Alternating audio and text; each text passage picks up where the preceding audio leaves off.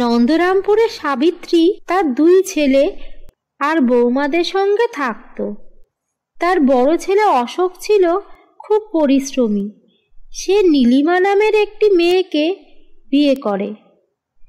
সাবিত্রীর ছোট ছেলে সঞ্জয় ছিল খুব চালাক কিন্তু অলস। সে সবসময় শর্টকাটে উপার্জন করার চেষ্টা করত। সঞ্জয়ের স্ত্রী ইশিকা তার এই কাজকে সবসময় সমর্থন করত। সঞ্জয় যেহেতু চালাকি করে লোক ঠকিয়ে রোজগার করত, তাই মাসের শেষে তার অনেক টাকা রোজগার হতো। কিন্তু অশোক সৎভাবে একটা প্রাইভেট কোম্পানিতে অ্যাকাউন্টসের কাজ করত, তাই তার সীমিত আয় ছিল। দাদা, তুই কি ভাবলি রে? বললি না তো রোজ রোজ আমি তোকে কত বোঝাবো। না ভাই, আমি আমার অফিসের কোনো হিসাবে গরমিল করতে পারবো না। আমি যা মাইনে পাই তাতে আমি অনেক খুশি। অসৎ পথে আমি রোজগার করতে পারবো না। তুই কত রোজগার করিস সে তো আমাদের সকলের জানা। ওই তো কোনো মতে মাসে 15,000 টাকা রোজগার করিস। আর আমার কথা মেনে চল, দেখবি ডেলি 15,000 টাকা কামাবি। একবার ইশিকাকে দেখ, ও কিরকম শাড়ি পরে, কিরকম সেজে গুজে থাকে। আর একবার বৌদিকে দেখ, বৌদি কেমন শাড়ি পরে আর কেমন ভাবে থাকে। সঞ্জয়, ছোটবেলা থেকে তুই খুব অসৎ। টুকলি করে পরীক্ষায় পাশ করতিস, পড়াশোনাটাও ভালো করে করলি না। এখন আবার অশোকের মাথাটা বিগড়ে দিচ্ছিস। অশোক, তুই কখনো সততার পথ ছাড়িস না। মা, তোমার জন্যই দাদা চিরকাল বোকা রয়ে গেল। লোকে দাদাকে ঠকিয়ে দিচ্ছে, তাতে কোনো সমস্যা নেই। ও কাউকে ঠকাতে পারবে না।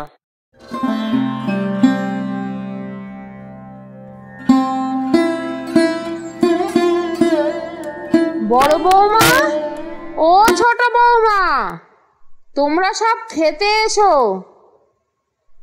তোমাদের স্বামীরা যখন খেতে বসে তখন তোমরা দুজনের কেউ আসো না কেন? আমি তোমাদের কতবার বলেছি আমার বয়স হচ্ছে। মা, আমি ওর সাথে বসে খাবো না, ওকে চলে যেতে বলুন। আমাদের খাওয়া হয়ে গেলে ওকে খেতে ডাকবেন, নয়তো মেঝেতে বসে খেতে বলুন। ছোট বৌমা, এ কি তোমার শিক্ষা দীক্ষা? কাকে তুমি অপমান করে কথা বলছো? ভুলে গেছো বড় বৌমা তোমার থেকে বয়সে আর সম্মানে সব দিক দিয়ে বড়? বড়দের সাথে এরকম ব্যবহার করতে হয়? মা, আজকাল সবাই টাকা পয়সায় বড় হয়। যার যত টাকা সে তত বড়। টাকা থাকলেই সম্মান, আর ওদের তো ওই রোজগার। আমার স্বামীর মতো আগে ওর স্বামীকে রোজগার করতে দেখি, তারপর না হয় সম্পর্ক পাঠাবো। মা, আমি পরে খেতে আসছি, আপনারা আগে খেয়ে নিন। না বড় বৌমা, তুমি কোথাও যাবে না। তুমি এক্ষুনি খেতে বসো। মায়ের কাছে তার সব সন্তান সমান। ধনী ছেলের খাতির বেশি আর গরিব ছেলের অপমান সেটা সমাজ করতে পারে, কিন্তু কখনো কোনো মা করতে পারে না। আর ছোট বৌমা, অর্থের অহংকার করা ঠিক নয়, কারণ সংসারের চাকা কিন্তু ঘুরতে থাকে। আজ যার টাকা আছে কাল তো তার টাকা নাও থাকতে পারে, তাই ব্যবহারটা ভালো করো তুমি। জানি না মা, ওরা আপনাকে কি দিয়ে বশ করেছে? আপনি ওদের জন্য আপনার একমাত্র উপযুক্ত ছেলের ক্ষতি চাইছেন। বলছেন ভবিষ্যতে আমাদের টাকা নাও থাকতে পারে। আমার স্বামীর অপমান আমি নিতে পারছি না, আমি খাবই না। বোন, তুমি রাগ করো না। আমার ওপর রাগ করে খাবার না খেলে তোমার শরীর খারাপ করবে। শোনো, আমার সাথে জবরদস্তি কোনো সম্পর্ক বাঁধাতে আসবে না। আমি তোমার ছোঁয়া কিছুই খাবো না। আমার স্বামীর টাকা আছে, আমি অনলাইনে ভালো ভালো খাবার অর্ডার করে খেয়ে নেব। এইভাবেই সাবিত্রীর ছোট ছেলে আর তার বউ তার বড় ছেলে আর বড় বৌমার সাথে সম্পর্ক রাখতে চাইতো না। একদিন চিটিংবাজি করতে গিয়ে সঞ্জয় ধরা পড়ে যায়। জানাজানি হতে পুলিশ তাকে অ্যারেস্ট করে নিয়ে যায়।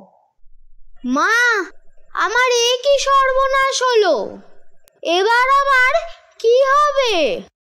অনেক আগে থেকেই তো আমরা সবাই সঞ্জয়কে ওই অসৎ পথ ছেড়ে দিতে বলতাম। তুমিও যদি তখন ওকে ওই সব কাজ ছেড়ে দিতে বলতে, তাহলে আজ আমার ছেলেকে হাজতবাস করতে হতো না। মা, আপনার থেকে শুনেছি ঠাকুরপো ছোট থেকেই অসৎ পথ পছন্দ করত, তাই বলছি। আপনি যাকে এত বছরে বদলাতে পারেননি, তাকে কি বোন এই 8-9 মাসে চেঞ্জ করতে পারতো? দিদি, আমি তোমায় এত অপমান করলাম, তবু তুমি আমার হয়ে কথা বলছো? বোন, তুমি আমার সাথে সম্পর্ক না রাখতে চাইলে কি হবে? আমি তো কখনো তোমায় পর ভাবিনি। দিদি, আমি তোমার সাথে খারাপ ব্যবহার করার জন্য দুঃখিত। তুমি আমায় ক্ষমা করে দাও। তাহলে আজ এই অবধি। আমাদের ভিডিওটা যদি আপনাদের ভালো লাগে তাহলে লাইক শেয়ার করবেন, আর হ্যাঁ, নতুন দর্শকরা সাবস্ক্রাইব করতে ভুলবেন না। তাহলে দেখা হচ্ছে পরবর্তী ভিডিওতে। ভালো থাকবেন।